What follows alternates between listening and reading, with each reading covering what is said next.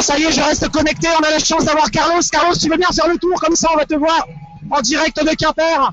Carlos qui arrive directement nous voir pour une interview. Je sais pas si vous allez le voir, Carlos, juste en face de... Alors Carlos, comment s'est passé le match? Bien pour Angers? Ouais, bien pour Angers, on a gagné, on a tout le match, on gagne les matchs à la tertiaire carton, on était 15 points haut, et après on relaxe un petit peu, on revient, mais le match était contrôlé. D'accord.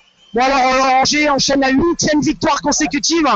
Qu'est-ce qui se passe à Angers cette année? Tout se passe bien, le collectif C'est l'Espagnol qui arrive ici.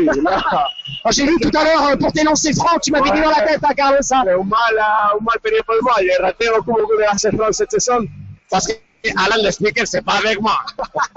Bon bah en tout cas Carlos, bonne fin de saison à toi, merci encore d'être venu nous voir et on se retrouve tout à l'heure. Okay, d'accord Carlos? Salut à toutes les personnes de Quimper. D'accord, merci Carlos. Alors si vous aviez été dans la salle, évidemment vous auriez pu l'applaudir. Carlos nous a fait vraiment la gentillesse de venir nous voir.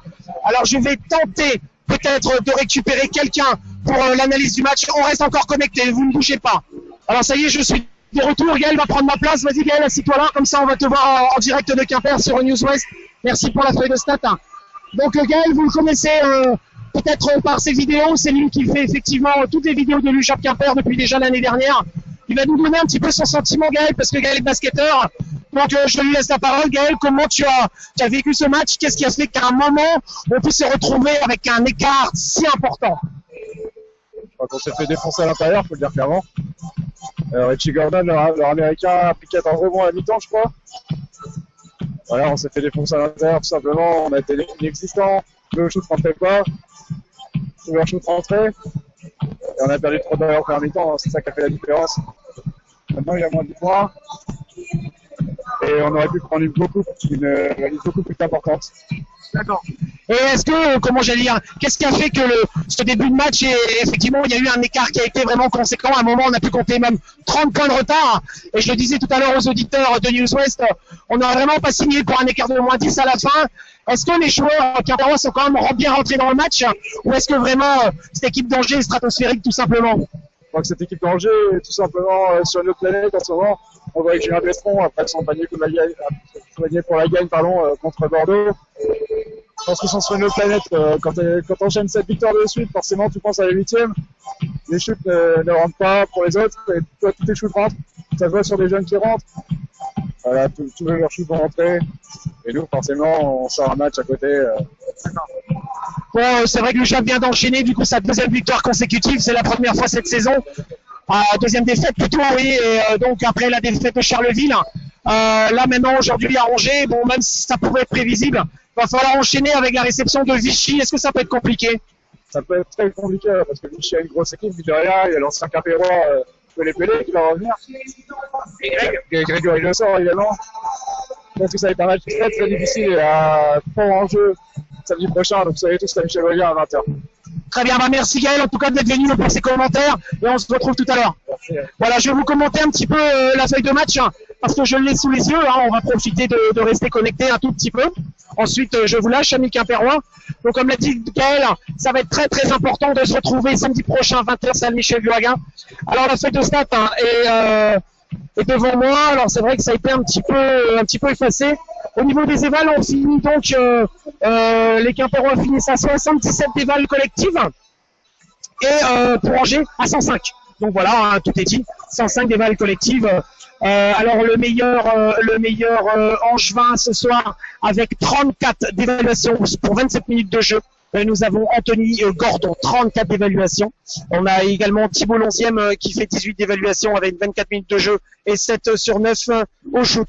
Au niveau Quimperois, alors je cherche au niveau Quimperois, 22 d'évaluation pour Gary Stalens pour 36 minutes de jeu, 4 sur 11 au shoot. Ensuite, on a 17 d'évaluation pour Fabien Erard avec un 7 sur 11 au shoot. 13 d'éval également pour Taïro Sani, 5 sur 9 au shoot. Et Mathieu Tensoraire qui finit donc avec la meilleure éval avec 24 d'éval. Voilà. On peut noter également les évals d'Evan Harris, 4 3 sur 12 au shoot. Je crois que quand tout à l'heure il nous expliquait Gaël, le caméraman de l'UJAP, qu'on s'est fait défoncer à l'intérieur, le mot est faible. Vous vous rendez compte, 3 sur 12 au shoot pour notre intérieur sur 22 minutes de jeu. Forcément, il a joué un petit peu moins que d'habitude, étant donné qu'il était bien muselé. Au total tir, l'UJAP est à 30 sur 76. Et pour Angers à 34-68. Voilà, alors au niveau du temps, temps avec montage 4 minutes 18 pour l'UJAP et 34-46 pour l'équipe d'Angers. Le plus grand écart du match a été de 31 points voilà, en faveur d'Angers, et 4 points d'avance c'était au tout début du match pour l'équipe de l'UJAP. La plus longue série pour Angers ce soir, c'était 17 points consécutifs, et pour l'UJAP, c'était en toute fin de rencontre avec 9 points. Changement de leader 6 fois.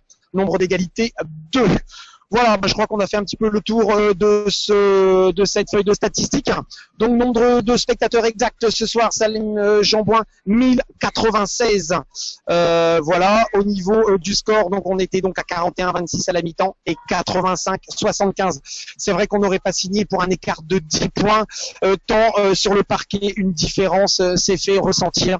Alors certes, effectivement, à l'intérieur, on s'est fait bouger, mais on n'a pas réussi non plus à rentrer nos tirs et peut-être même des shoots faciles. Maintenant, c'est plus facile d'être derrière un micro que d'être sur le parquet.